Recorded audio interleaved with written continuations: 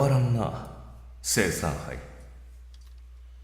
stern yet somewhat smooth voice of a man echoed throughout the dark sanctuary. 60年、決して短くはあるまい。我々が人として生きた年月の倍に相当する期間だろう。K は変わらん。微塵たりとも。正直、呆れを誘う顔面さだ。もはや猛襲と言ってもいい。問うが、何が K をそうさせる？さて。The scene of the conversation is most peculiar indeed. The only one here was the tall priest, kneeling before an empty chair and bowing his head respectfully. A careless glance could have mistaken it for a madman's soliloquy, but that was not the case. Though invisible and incorporeal, there was unmistakably another being within this sanctuary. おっしゃる意味がわかりませんね、ハイドリヒ教。真が愚直であることはあなたにとって不都合でしょうか。私が変わらぬということが問題になるとあなたはおっしゃるのでしょうか。If one had to draw up a parallel, the thing on the throne could have been likened to a shadow, a partial projection of a being from another plane, a chaotic, torrentious whirl of souls beyond an invisible wall, a being so powerful that even its incomplete manifestation sent ripples along the very fabric of space. Such were the only means through which the beast of golden eyes and mane could make its presence known in this world. 問題があるとは言わん。だが、強いて不満をあげれば興ざめだ。私は K が逃げ出すと思っていた。これはまた。カールと賭けをしていてな。それに負けたというのがまず一点。加え、いつの頃からか私の予想はことごとく外れるようになってきた。故にまるで先が読めぬが、そのこと自体は別によい。ただ結果が基地であるなら話は別だと。なるほど、心中お察し申し上げます。私はあなたを楽しませることができていないというわけですね。ご期待に添えず申し訳ありません。とはいえハイドリヒ教、それも千なきことでありましょう。私ごとき非戦の身にゲットは破れない。そしてだからこそ副首領閣下とその代替が必要なのではありませんかな。しかり、確かにその通りだ。The man of gold required a worthy opponent for this battle. Without one, his wish could not be granted. ならばこそ問わせてもらおう。K はカールをどう思う？言うまでもなく、あれはいささか卑怯な男だ。私はそれを好ましいと思っているが、Kらにとっては必ずしもそうではあるまい。恐ろしいか、疎ましいか、それとも憎らしく恨めしいか。この60年でそうした思いが熟成され、火がつくまでに腐敗したか。生産杯、K はあれをどう思う？特に副首領閣下は我らの師であり父であります。畏敬の念を持ちこそすれ、憎むなどとは恐れ多い。ほう。ではなぜカーレの術を会議する？あれの凄まじさ、知らぬわけではあるまいよ。それにつきましては、凡夫ゆえの偏境さだと笑っていただければ幸いです。元来黒煙卓は己こそが最優であると自負する者らの集まりであったでしょう。その禁じが聖帝のカエルに過ぎないと副首領閣下はおっしゃられた。我々とて愚かではない。魔導の薫陶を受けるにあたり、彼我の間に存在する圧倒的な格差というものを感じずにはいられなかった。つまりそれが屈辱であったと。くだらん。飛び方を教わる際、母鳥を憎むヒナがどこにいる？ヒナならばそうでしょう。しかしあなたはともかく、我々はあの時点で地虫に過ぎなかったのです。それがゆえに恥じ、そして恐れた。虫に羽を与えたもうた副首領閣下の魔導のさえに。もっとも私はすでに達観しておりますがね。虫が猛禽にならんとするから泥にまみれる。ならばこの身は蝶でよい。虫は虫なりの空を欲しているのです。ハイドリ卑怯、真はそう思っている次第ですが。 K の空とは？らしくない愚問をおっしゃる。私が望むものは今も昔もただ一つの。 As the priest made his humble declaration, the space around him began trembling once again. Its ripples were the outburst of stifled laughter. Did the beast answer his retainer with defection or ridicule? With its inexplicable implications melted into the shadow of time, the conversation soldiered onwards. なるほど。ならば K はそれでよい。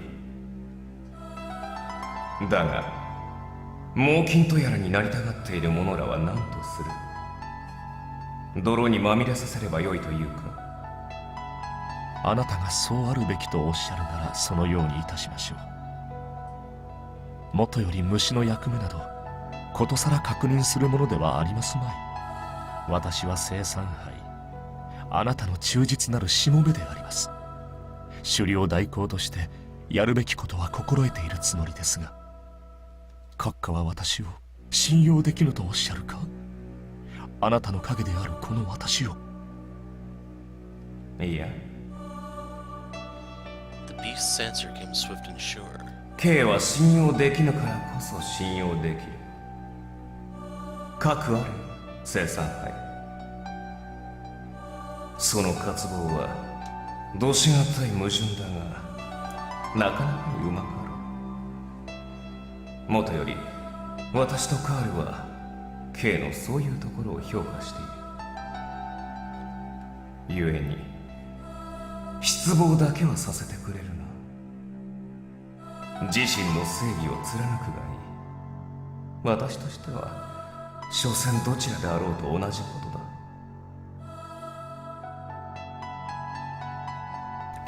An unusual spiritual pressure engulfed the area in concert with the laugh echoing throughout the sanctuary. For the beast, the axe surmounted to no more than a master gently petting a dog, yet to the priest it was akin to being squeezed by a giant's hand.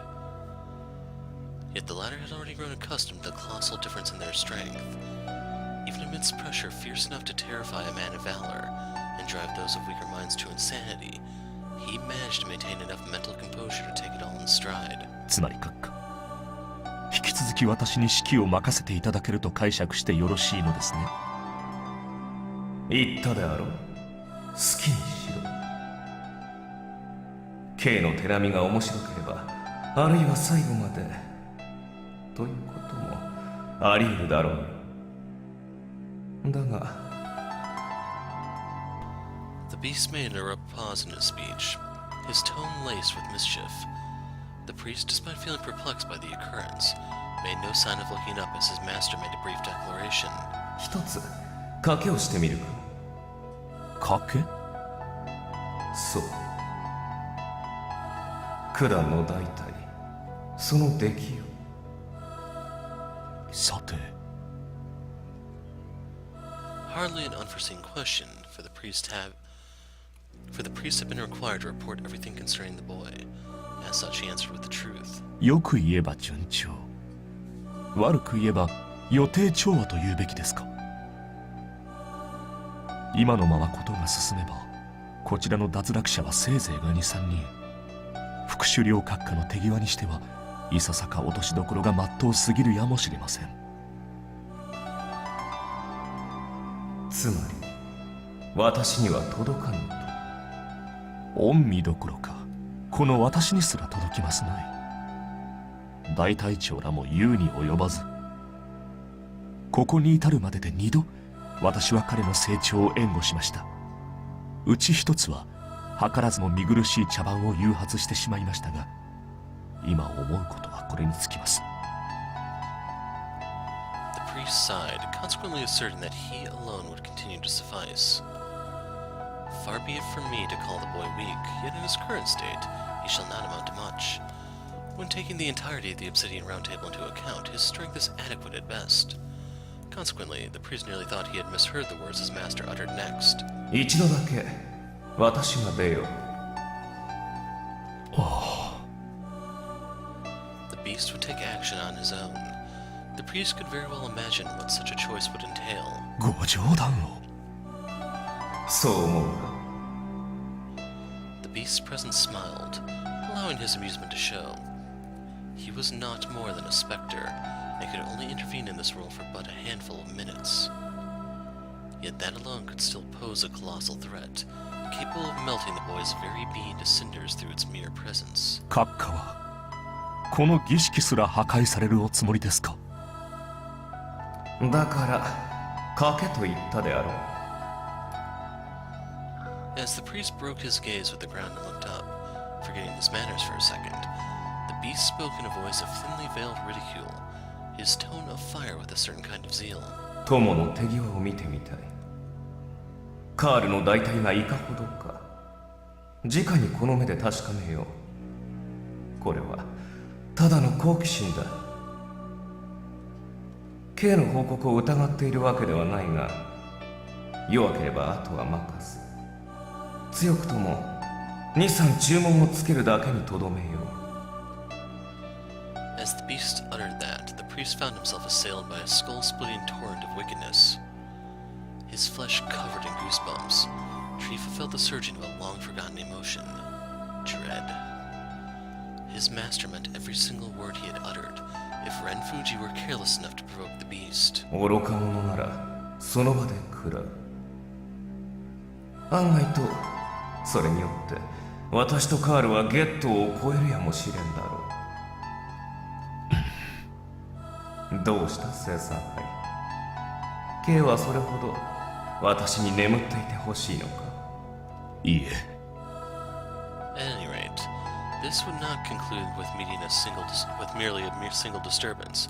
Depending on how things played out, everything could be over before dawn even had a chance to break. でしたらば、準備は私が整えましょう。どうか閣下、それまでは真にお任せくださいますよ。Voicing upon his proposal, the priest considered all possible outcomes, as well as the numerous pawns under his control, yet the answer had already been evident. He wondered exactly how he could bend the situation in his own favor. Alas, he could not find any other way. This would surely mark the end of his makeshift family life with Lisa. Trifa felt a twinge of pity for the boy, for he would soon learn what it meant to face true monsters. Chapter 6, Lord of the Dead.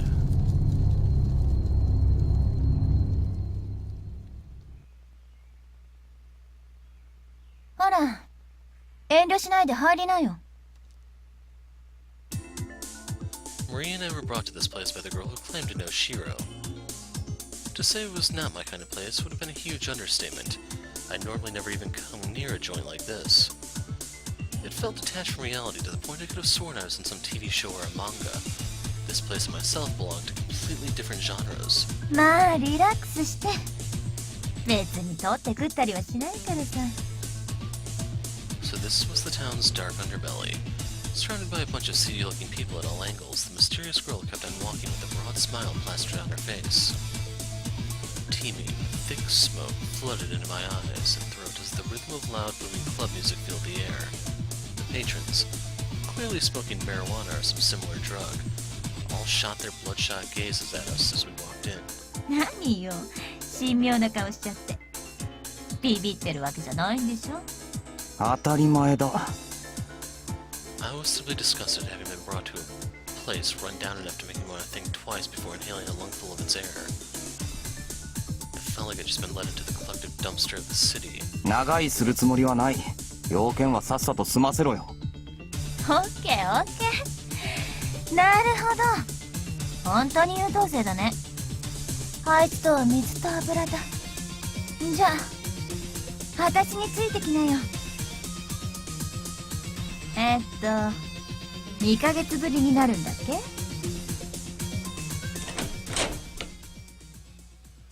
Saying all that in a teasing tone, the girl opened a door leading further in. 改めてようこそ藤井蓮くん。私たちのボトムレスピットへ。 And there he was. What I felt in that moment could be likened to having encountered a ghost.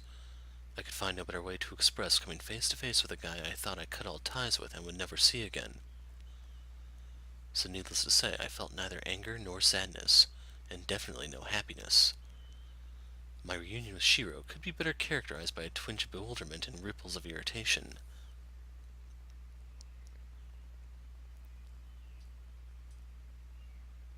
よう、久しぶり。突っ立ってないでそこにかけろよ。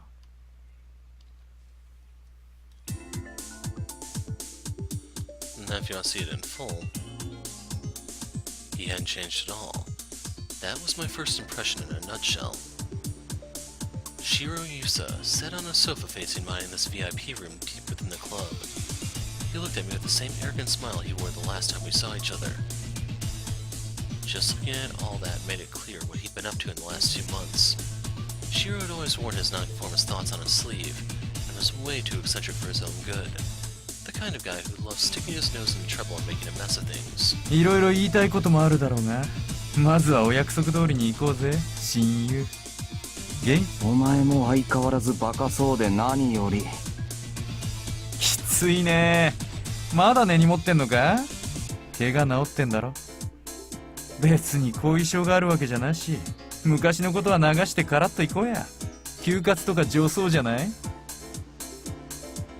お互い新しい出会いもあったみてえだし、俺は好きに喋るからお前もそうしろ。こいつだってそうするだろうし、そっちのマリーだ。その子も含めてまずはダラダラ世間話を始めようぜ。平たく言えば肩の力抜こうってこと。 OK。 あ、 No problem. I had this under control. I didn't come here for a fight, and it should have been the same for him.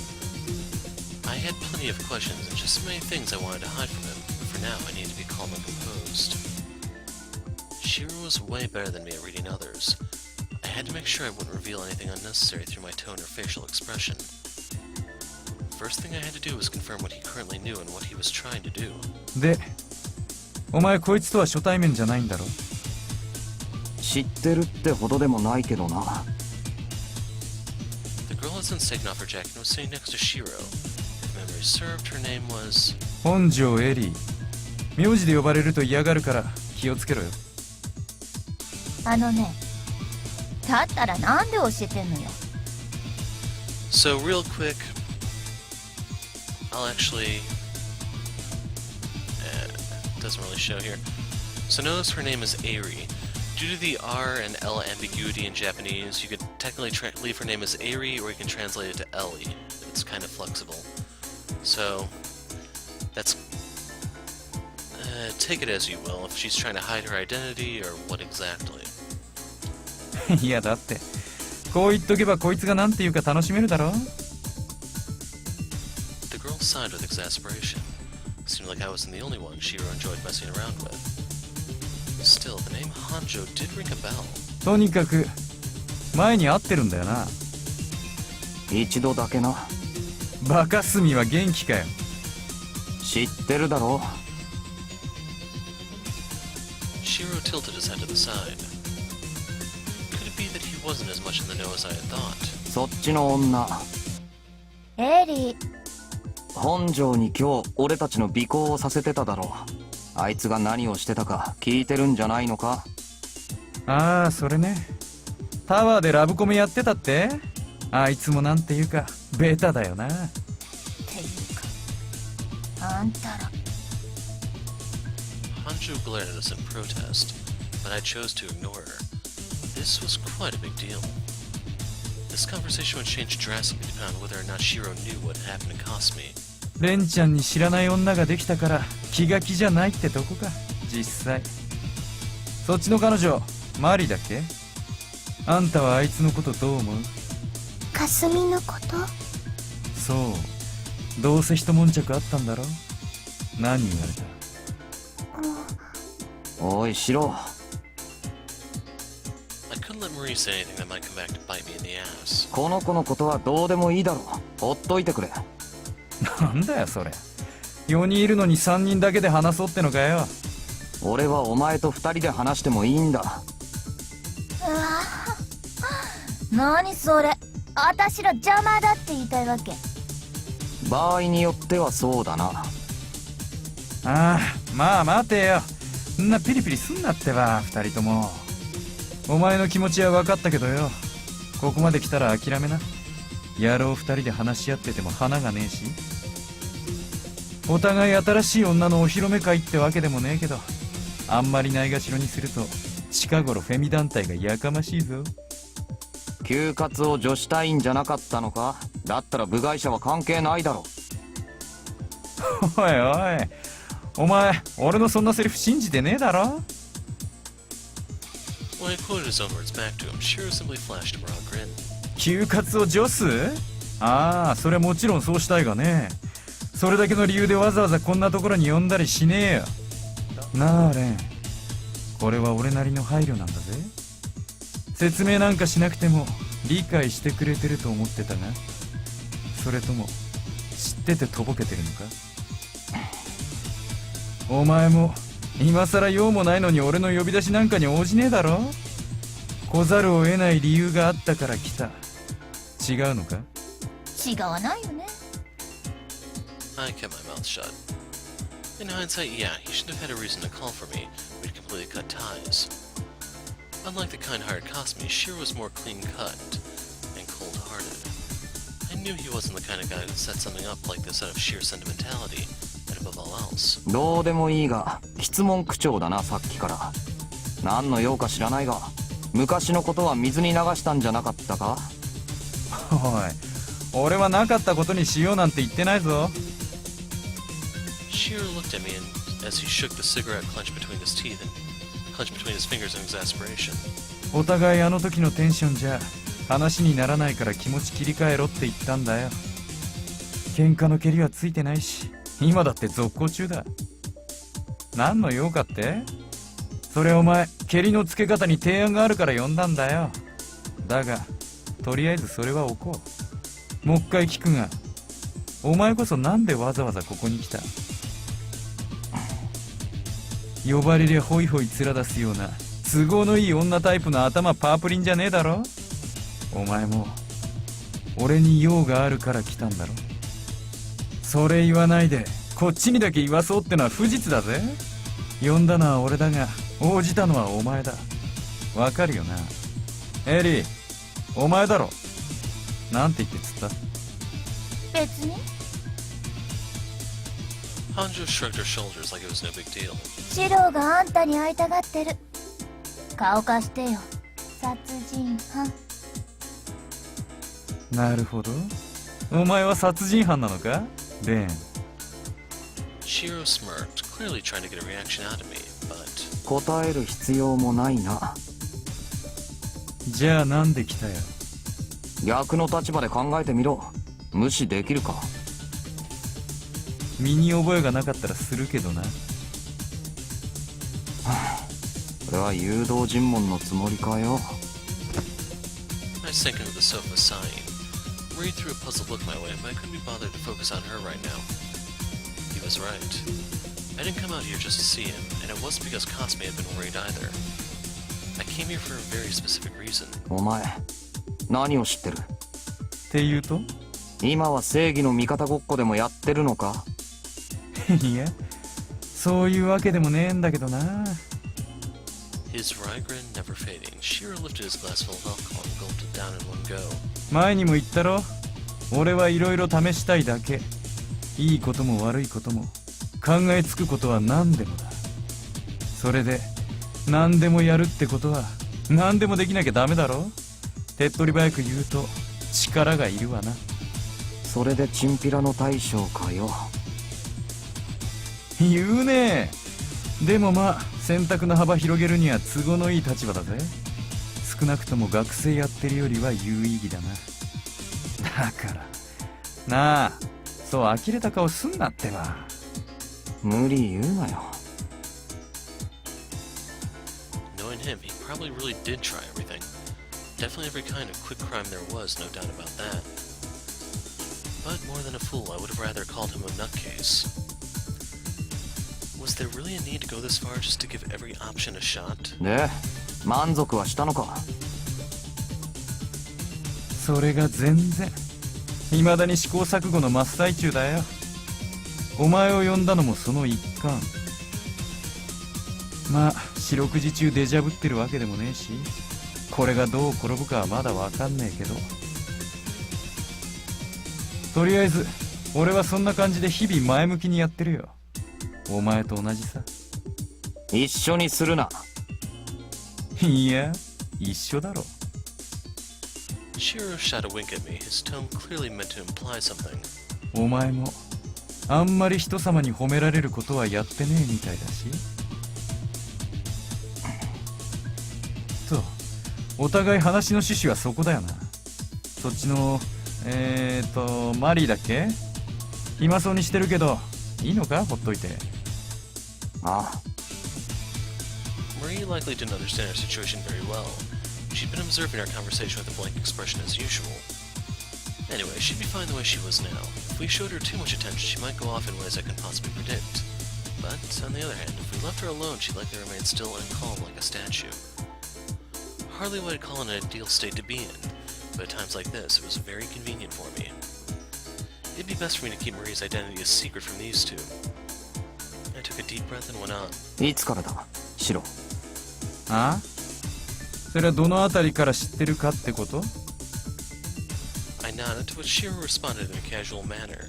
結論から言うと、ここ何日かのお前の行動はほぼ完璧に把握してるな。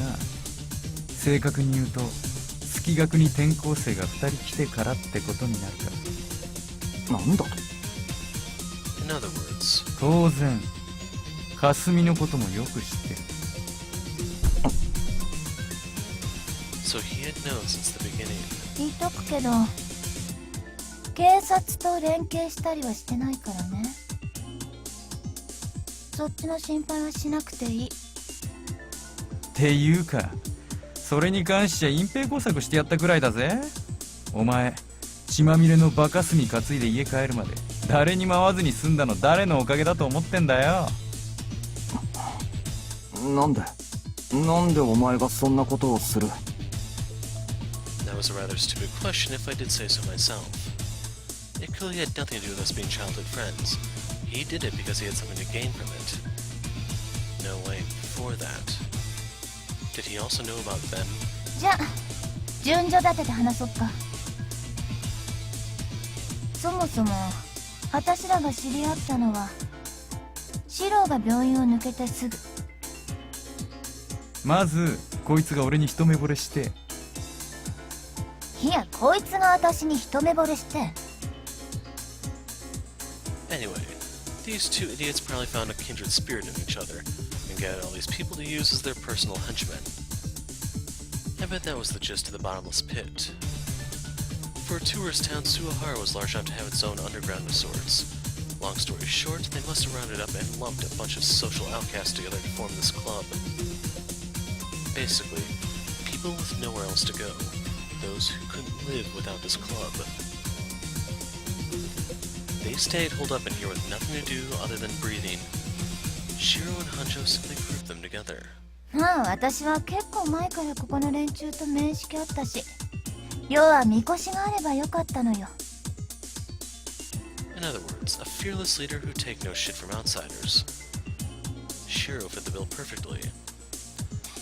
He was under the protection of those guys, making use of their influence as a group. From the perspective of these underground types, someone as off-the-wall Shiro must have looked awfully appealing, with a certain charisma of his own. そんなわけでいろいろあれやこれややったわけよ。いいことも悪いことも。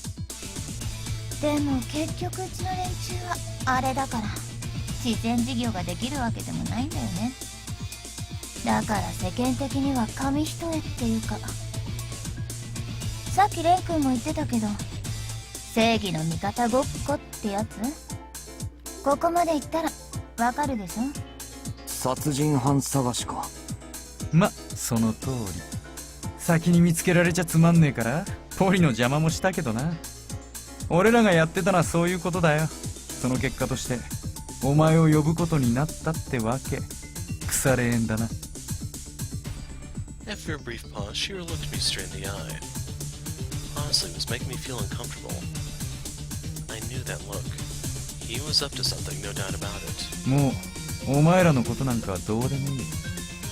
私らが興味あるのはあの連中。言ったでしょ、敵の敵は味方かもって。お前ら。I'd guessed as much, but I felt another headache incoming. These two were out of their goddamn minds. What the hell were they thinking? Did they have any idea who those bastards were? 言っとくけど面識だってあるよ。ビルヘルム・エーレンブルグにルサルカ・シュベーゲリ。なんか言いたいこと顔に書いてあるけどさ、レン君こそあいつらのこと分かってんの？何？ What was that supposed to mean? そのまんま。出自経歴そういうの私らは知ってる。連中はね、お尋ね者のハイエンドだよ。誰か一人でも首を取れば人生7回は遊んで暮らせる。つっても魅力的なのは金じゃねえ。要は連中がちょっとありえないレベルの変態どもだっつうことだ。Shiro narrowed his eyes, uttering the name as though he had just told a rather clever joke. 清掃13騎士団。お前ピンとこねえのかよ、この名前から。連中の格好を見て何も見当つかなかったわけじゃないんでしょ。 Germans, black uniforms, cruelty that deviated from the norm, and xenophobia based on elitism. Yeah, you'd just be crazy not to realize who they were. Even I could figure out that much. They were likely the most despised group of modern times, frequently mentioned as a threat to all mankind. The infamous... ラストバタリオン。ナチだよ、あいつら。しかも2世や3世じゃない。第二次世界大戦の末期に懸賞金をかけられて、今に至るも額が増え続けてる規格外の戦争屋たち。人間っていうより害獣だね。そうなりゃ実際ほっとけないでしょ。地元民としちゃ丁重にご退去願うしかないわけで。So I have to say the pausing that she does between her different lines is like the worst I've seen so far in the game. つまり手を組もうって？ Hanjo wore a detached look, Shiro a smirk. They neither give an answer to my questions nor raise any objections. From what I could tell, their stake in all this was that they simply wanted to play with fire. They sure as hell didn't do this out of goodness of their own hearts. I had no right to judge them, but they weren't exactly a duo of selfless heroes, that much was clear. They wanted to partake in bizarre situations far removed from a mundane day-to-day life. Shiro would likely call it a fresh genre he had yet to experience before. I found it ridiculous, foolish, and outright incomprehensible, but there were definitely benefits in teaming up with them. Knowledge was power. As they said, and using these guys for their information wouldn't be such a bad choice. But お断りだな。 I cut them down with a curt response. 自殺の手伝いなんかできない。お前ら死ぬぞ。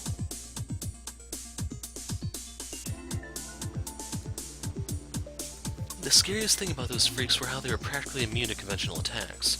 Shiro might have been anything but normal or conventional, and not even he would last long in a fight against them.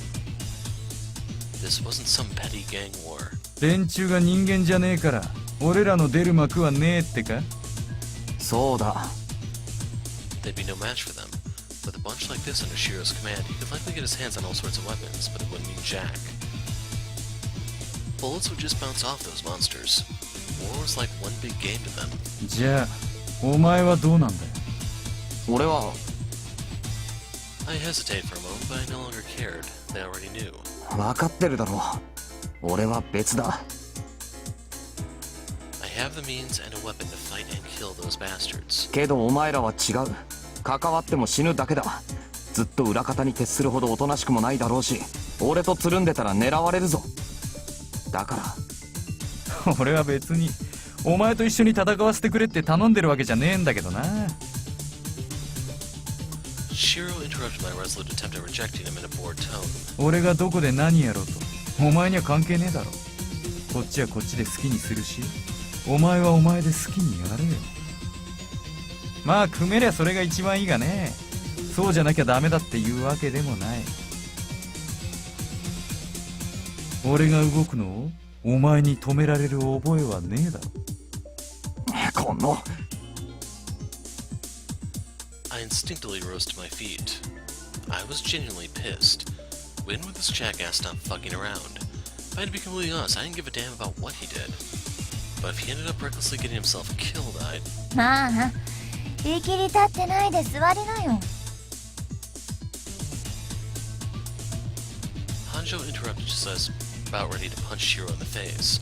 She might have feigned boredom, but the look in her eyes meant business. あの子かすみちゃんだっけ。こいつが死んだら悲しむだろうって気使っちゃってるわけだ。ねえそうやって優しいのもいいけどさ、実際大きなお世話だよ。あんただって彼女に心配かけてるくせに。 That may have been true, but I still had more of a chance in a fight than these two.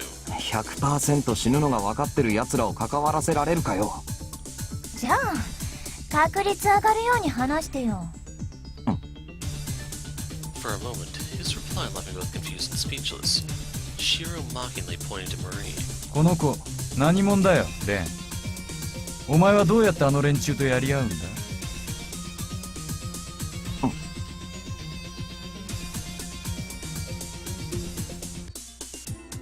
I couldn't tell them. Besides, it would achieve nothing, and not even I fully comprehended the precise logic behind the whole thing. 連中がいろいろと度外れてるのは知ってるよ。一番の問題は何を食らわしゃ殺せるのかっていうことだ。レン、お前は奴らをやれるんだろう。ならどうやって、どのように、どこからそれを手に入れる。博物館の展示品が一つ消えたってことくらい知ってんだぜ。 I felt my heartbeat accelerate. A guillotine slumbered within my arm, the cradle that Marie manifested from. Shiro had likely realized at least that much, even if faintly. Normally, people would call me a nutjob if I said something that ridiculous, but this guy didn't view things through the filter of common sense and would likely believe any absurd story I tell if there was a logical explanation to back it up. In which case, what was I supposed to do here? Keeping it a secret would not make him back down at all. Perhaps the best choice would be to tell him everything I knew, potentially raising his chances of survival. But that would... レンどうしたの。 I stood up, silently taking Marie's hand in the process. 聞く耳持たねえってか。分かってるだろう。ああ分かってるよ。お前の性格くらいはな。それでお前も俺の性格は分かってるよな。ああ。 I answered with his gun still thrust at my temple. In the end, giving him a live demonstration was the only way he'd understand. シロ。ん Closing my eyes, I gripped the gun with my right hand. I had to use as little power as possible, unless I wanted him to end up with one arm less. I kept gripping Marie's hand while focusing my mind, concentrating on a single word. Cut. And the moment I did that, his gun ended up cleaved in half, rendering it useless. Thankfully, Shiro remained unhurt. 行こう、マリ。 I uttered that in the calmest voice I could muster. Shiro and Hanjo made no reply, and instead stared at the broken gun with deep curiosity. I hoped I'd managed to finally get through their thick skulls. My aim was to give them a little scare, but the fact they barely even reacted made me feel uneasy. In fact, it might have had the opposite effect. Though regretting my actions, I decided to just put it aside and leave. それと同じことができなきゃ何をやっても無駄だぞシロ。悪いことは言わないからこれ以上首突っ込まないでくれ。それから I hesitated whether or not to go on. 霞の件、お前らがフォローしてくれたって言うなら礼を言う。けどあいつはもうそんなことできないからな。ちょっかいかけないでやってくれ。 And with that, Marie and I left. I wasn't sure if this would be enough to ward them off, but unfortunately I had no time for them. Unless I defeated Sakurai and Rizalka by this weekend, Cosme would be in danger. I should just focus on accomplishing that task and nothing else for now. I ain't have time to keep playing with them. As I mentally said my farewells to Shiro, I hoped to never see him again. Still, I felt relieved to have seen him safe and sound. As Ren Fuji left the room with a sour look on his face, Ellie heaved a faint sigh. She specifically ordered the other patrons to leave him be, so there probably wouldn't be any unwanted trouble. More importantly, though... あのさ、気持ちはわかるんだけどシロ。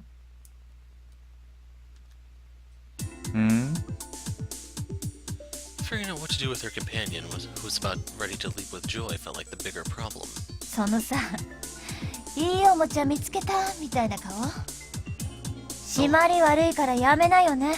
I like the expression on her face. んなこと言われてもね。事実そうなんだから仕方ねえだろ。Clutching the broken gun in his hand, Shiro began to twirl it by the trigger as he whistled cheerfully, showing not an iota of concern about the possibility of a misfire. いや、なんつうかこう笑えるな。漫画みたいで面白い。やっぱ人生こうでないとつまんねえや。あいつは昔からいろいろ飽きないネタを持ってきてくれるんだわ。自分は普通だって顔しながら実は一番変態なんだぜ。ウケるだろ。うん。とりあえずそこのコメントは控えさせてもらうけど、まあなかなかいいんじゃない。少なくとも連中をどうにかする手段があるっていうのは分かったんだし、正直私としてはここで一旦引くのもありかと思うんだけど。冗談抜かせよ。だよね。 Arguing with Shiro would be meaningless at this point. His fuse had already been lit. After mumbling a complaint or two, Ellie directed her gaze at the ceiling. オッケー、分かった。いってらっしゃい。その代わり手ぶらで帰ってきたら許さないよ。あんたすぐ遊ぶんだから。ああ、言われなくても分かってるって。せいぜい期待して待ってろよ。で、はいはい、これでしょ。Ellie produced something resembling a thermos. Though its contents remained a mystery, judging by how casually she threw it over to Shiro, it was likely nothing dangerous. Although, it was unlikely it was just a simple drink either. 現状、それが効かなきゃほぼお手上げだね。試してみてダメだったらさっさと逃げることをおすすめするよ。って言ってもあんたはきっと。なんだよ。Shiro flashed a wolfish grin, casually throwing the thermos from one hand to the other. Ellie was more than aware that once a certain fire lit up in his eyes, there was no stopping him. Which would explain why she heaved a sigh of resignation. いや、私としてはそれなりに長く遊びたいんで、あっさり行かれたらつまらんわけよ。でも言うだけ無駄だろうから困ったなーって感じが本音。Barking a laugh at Ellie's words, Shiro turned around. じゃあまあ、せいぜい長く楽しめるように遊んでくるわ。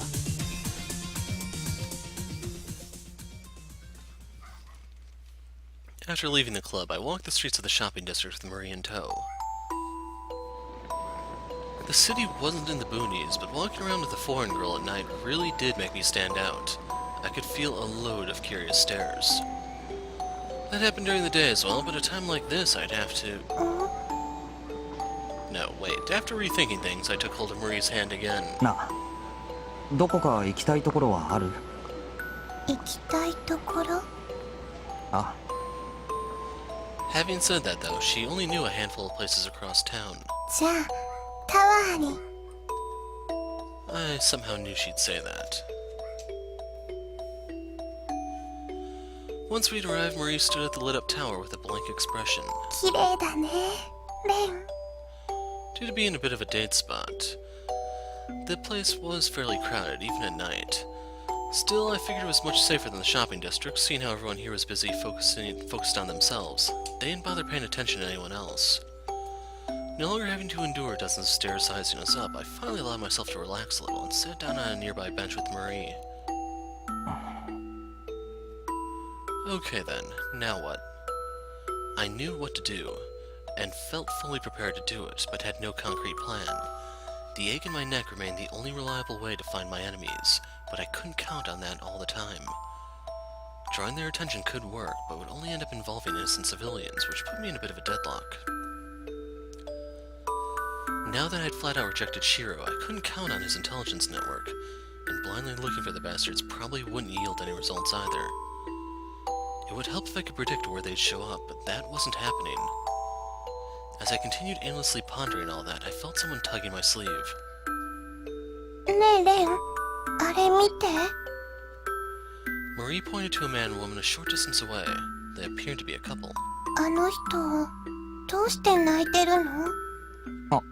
いや、なんでだろうな。I found myself slightly bewildered by having to suddenly face such a realistic topic. The woman was crying as the man continued comforting her.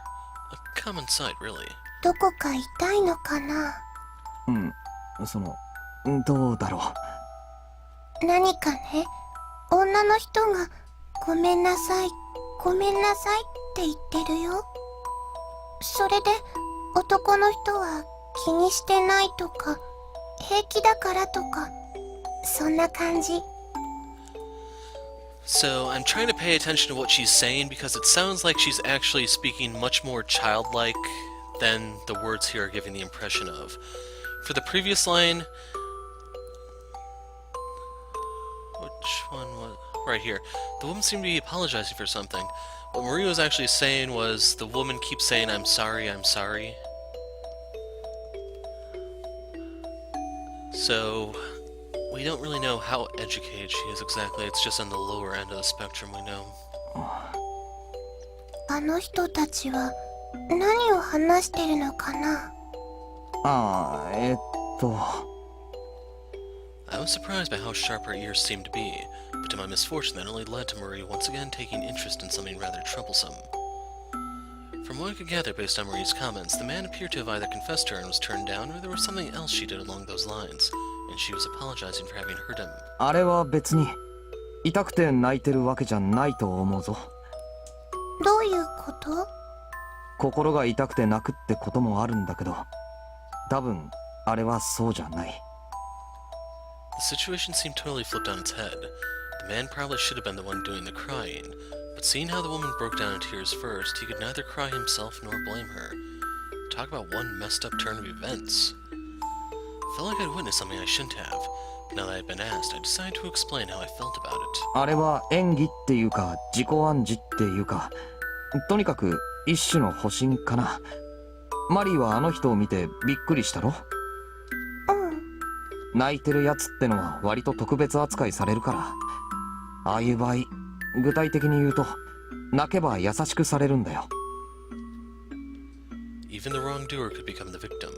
Convincing the other party that you were suffering as well could help settle things without making you out to be the bad guy. 要するに、私かわいそうだからいじめないでって言ってるんだよ。Marie tilted her head in confusion. Admittedly, it was all speculation on my part, but after watching them for a while, it appeared I wasn't far off the mark. うわ。The woman suddenly slapped the man. 今のはどうして？多分男が嫌味でも言ったんじゃないか。I had nothing but sympathy for him as a fellow man. You saw this kind of situation all the time in both real life and the world of fiction, but I had no clue how one was supposed to properly handle it. So I decided to reverse the question. マリーはああいう女の気持ちとかわかる？わかんない。ごめんなさいって謝るなら謝った方が悪いんだよね。なのになんでか最後は男の人が悪いみたいな感じになっちゃった。ああいうことが当たり前なの？どうだろうな。As strange as it was, if the majority ended up believing in something, then it would suddenly become an accepted truth in our society. In the end, that was probably just life. 例えばかすみならなんて言うと思う？さあ、 Would she be pissed off by the woman's attitude, or would she instead sympathize with her? Either way, she would no doubt say something extreme.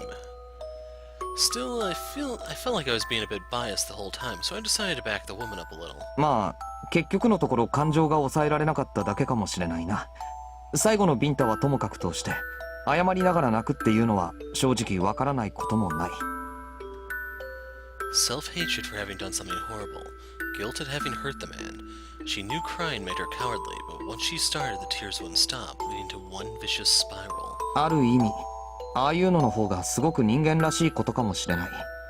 どっちが正しいとか間違ってるとか全部理屈で説明ついたらそれはそれでつまんなそうだし、意識せずにって前提なら矛盾も必要じゃないかと思うよ。I felt a little embarrassed. That sounded unlike me. Marie's expression, however, remained sincere. じゃあレンはシロって人にもそういう気持ちを持ってるんだね。 She may have just poured salt into my wound. レンはシロに怒ってたけど嫌いなわけじゃないんでしょ？ I was convinced I never wanted to see him again, but when I did meet him, I felt somewhat relieved. He genuinely pissed me off, and I couldn't care less if he died in a ditch somewhere, but I didn't want him to get caught up in all this. And Cosme being worried about him was true, not just some flimsy excuse. 別にあんなのただのバカ野郎だよ。昔からあいつが絡んでくるとろくなことが起こらない。だから自衛っていうか、つまり自分のためにやったことで、俺はもうあいつに引っかき回されるのはうんざりなんだよ。ただそれだけ。Marie smiled as she listened to me complain, but contrary to what I expected her to say, レンかわいいね。 first Cosme, then Hamura, Rizalka, and now even Marie had labeled me as such. For some reason, it didn't irritate me as much this time. Sure, it was embarrassing, but I couldn't find it in myself to make a comeback. 多分また会えると思うよ。だってシロはレンのことが大好きだから。ああ、その Could she, stop saying things that made me sick to my stomach? And could also potentially be taken the wrong way. He was like a curious kid faced with a pet or toy, wanting to play around with it until it broke. All he cared about was having fun, even if it led targets of his interest to an early grave. But that still didn't mean I understood him.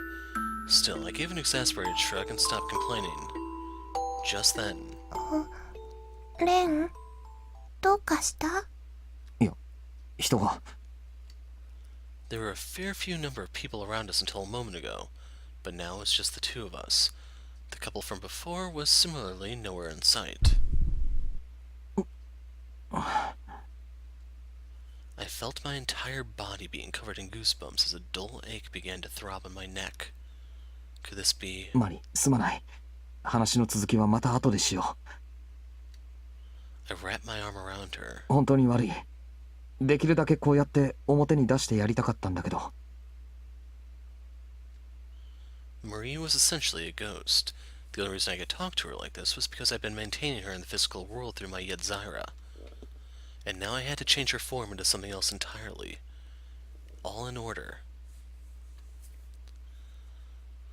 Well, since I'm a hero, we have to protect before we can fight. To survive. マリ、いいよな。 I could undo the formation for a moment and return her to my body. It was probably possible if I concentrated really hard, but I wanted her consent first. Marie looked right into my eyes. いいよ。 Smiling, she nodded at me as her body vanished, instantly giving birth to a certain weight in my right arm. I could feel her dwelling within. I took a deep breath, then rose to my feet. 出てこいよ。 I could perceive my surroundings with renewed sharpness, possibly due to Marie having returned to me.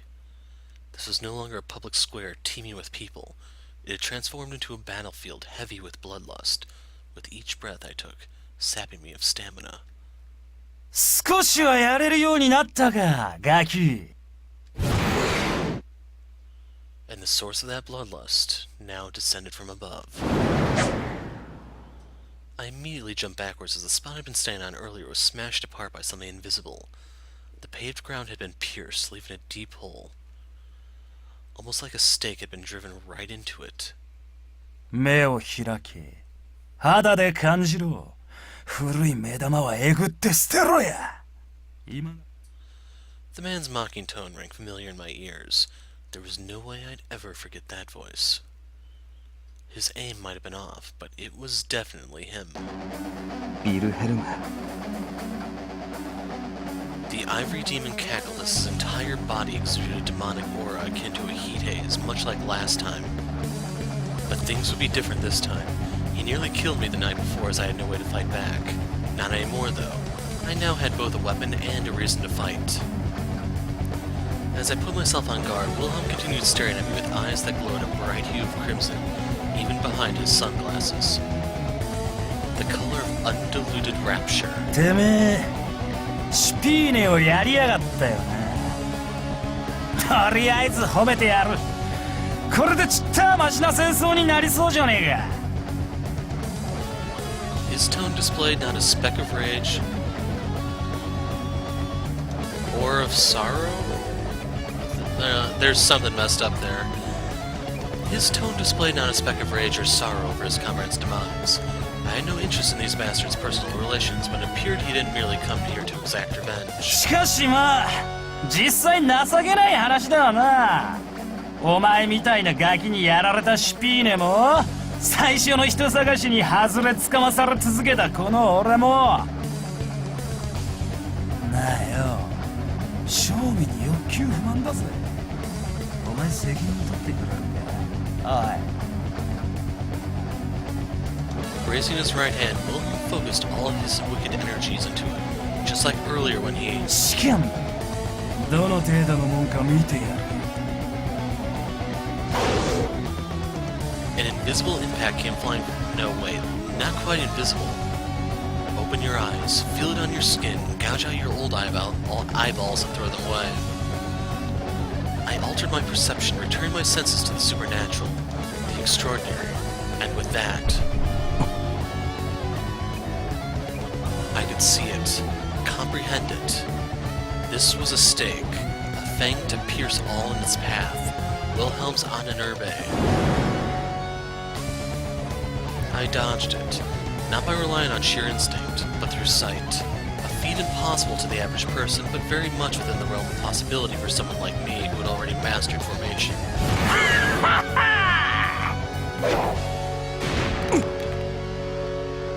Following a tempest of stakes, Wilhelm closed in on me without missing a beat. As soon as I dodged a blow from the right, he launched a kick at my temple.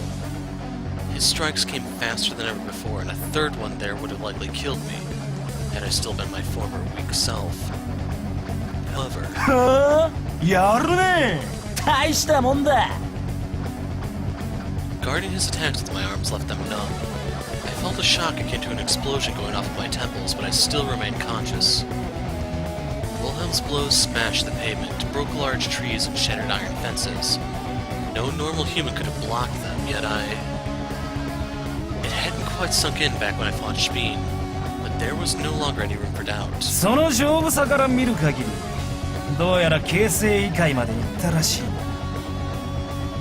My body was just as inhuman as these freaks. いいね。そそるぜ。たまんねえ。戦はこうでなくしやつまらねえ。てめえも出せ。見せてみろ。これまで待っててやったんだ。さぞかしいい具合に育ってんだろ。ちんたら素手でやり合ってても、俺は生物以外じゃやらねえぞ。My neck and right arm began to ache, as though in concert with Wilhelm's ecstatic outburst of joy.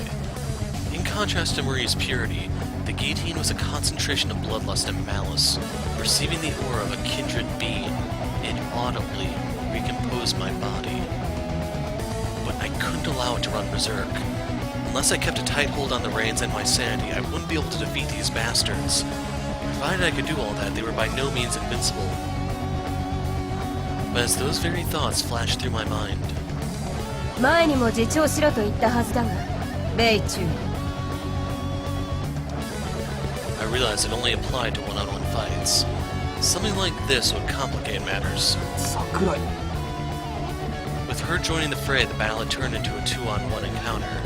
Hardly unpredictable, but I'd be lying if I said this didn't make things more dangerous. よーレオンてめえ突っ込んでやがれよこのガキは俺の獲物だ渡さねえもう鬼ごっこは終わったんだクリストフがてめえに渡した試験なんざ今は何の意味もないんだぜ分かっているだがその芸家からの新たな命令を忘れたのかお前に任せたら殺すだろ After practically spitting out her words, Sakurai turned back towards me. こんばんは藤井君一応聞いておくんだけど今から私たちについてくる気はあるかしら The hell? I found myself at a complete loss. What did she mean by come with us? 生産杯芸家が会いたがっている今夜の私たちはあなたを彼のところへ連れて行くのが仕事だ水産杯だ Shpeen used that title to refer to their current commander. So talking to him meant walking right into their main base? What a joke. 抵抗しなければ危害は加えないと約束するけどあほらしやめろやレオン被害を加えるだの加えないだのそういう問題じゃねえんだよこいつは俺らとやり合う気だ言うことなんか聞きやしねえだからよ連れて行くならぶちのめすしかねえだろうが I hated to admit it, but Wilhelm was right. I had no intention of accepting any offers from them. And there was a bit of a silver lining to this overwhelming disadvantageous situation. If they were not actively trying to kill me, there was no reason for me to not take advantage of that. Besides, お前らさっきまでここにいた奴らをどこにやったああ殺したのかいいえそんなことはしていないあなたを刺激しないようにただの人払いをしただけよそれをもってこちらの際を組んでくれると助かるけどどうだ聞く耳持たないの Sakurai narrowed her eyes. I had no clue exactly how powerful she was, but I knew I couldn't take her lightly. In all honesty, I didn't feel too hot about having to fight a woman either, but whatever. おら突っ込んでろっつったのが聞こえなかったのかてめえはよそっちこそ芸家の命令を守る気があるのかないのかはっきりしてほしいんだこのまま言い合ったところで平行線だ早い者勝ちで納得しろ面白い Wilhelm's expression had shifted to a sneer, while Sakurai's to a look of disappointment as they both turned to face me. さっきも言ったけど藤井君無駄な怪我をしたくなければ変な抵抗をしないでちょうだいいや俺は歓迎だぜてめえも男なら血ヘド吐いてあがき倒せや The first strike came from Wilhelm at a speed outclassing all his previous attacks, yet I managed to dodge it by a hair's breadth. 武器は使うなよで A kick flew at me from above at almost the exact same time. I expected those two to be out of sync given their conflicting personalities, but their timing was impeccable. I barely managed to defend myself with my arms, but the hard impact echoed all the way to my tiptoes. The enemy fighting barehanded didn't mean I owed them the courtesy to do the same, but if they kept up with these rapid-fire attacks, I wouldn't have time to form my Irae. As a result, I was forced to fight a defensive battle while still barehanded. My two opponents' attacks were as starkly contrasted as their personalities. In other words, Wilhelm fought like a beast with effective speed and strength that completely ignored any sense of form, while Sakurai relied on disgustingly precise hand-to-hand fighting moves straight out of a textbook. Large wild swings from the former and quick compact strikes from the latter, the combination of which allowed no room for counterattacks. Things would just keep getting worse for me if this kept up. I still hadn't taken any direct blows, but it eventually whittled down my stamina, so now was my only chance. took Sakurai's kick head-on without dodging it, as I wouldn't be able to counterattack unless I allowed one of them to hit me. There was no other choice. At the very least, taking one of her attacks would probably not render me unable to do battle. The kick right into my solar plexus ended up being stronger than I had anticipated, but not to the point of crushing my organs. Putting aside my newfound resilience, Sakurai was likely not lying about not wanting to kill me. I grabbed her ankle, dragging it towards me. With the three of us all lined up in a straight line, Wilhelm could no longer reach me. Got him. Paying no heed to that, Wilhelm launched another attack. Was he seriously planning to strike right through Sakurai? Alerted to the danger, Sakurai attempted to twist her body without freeing herself from my grasp. She was a moment too late. Just as my mind's eye pictured Wilhelm's arm piercing right through Sakurai's chest and reaching my face.